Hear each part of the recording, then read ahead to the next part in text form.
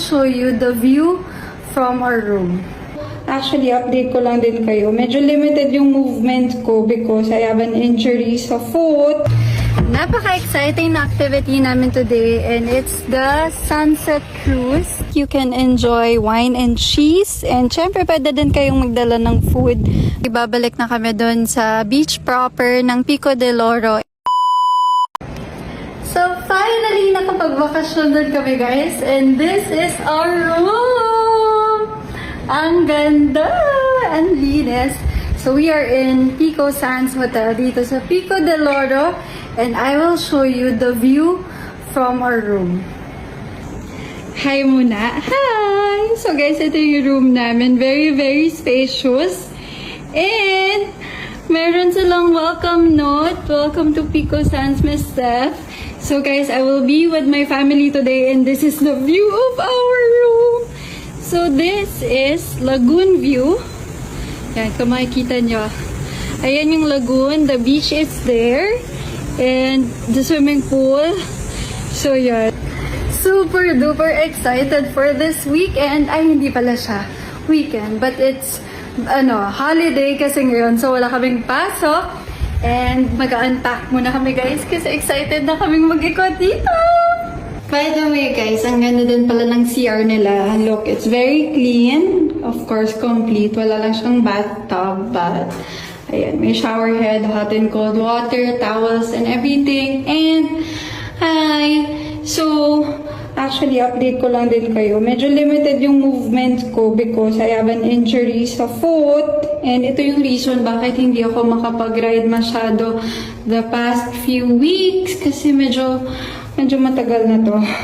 So, sana gumaling na siya as soon as possible kasi namimiss ko na mag-ride. So, ayun. Bababa na kami to eat and update ko kayo. Hi!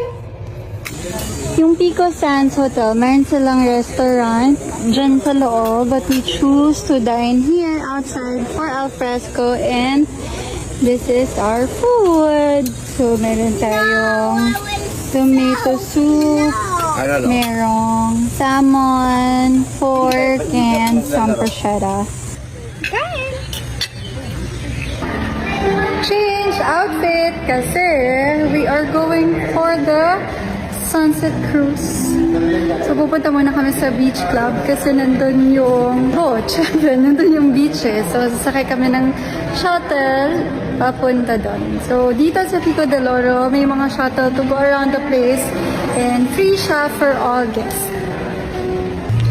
Napaka-exciting na activity namin today and it's the Sunset Cruise dito sa Pico del Oro. So, yan, if you avail yung Sunset Cruise, meron silang boat na magta-transfer sa inyo dun sa yacht.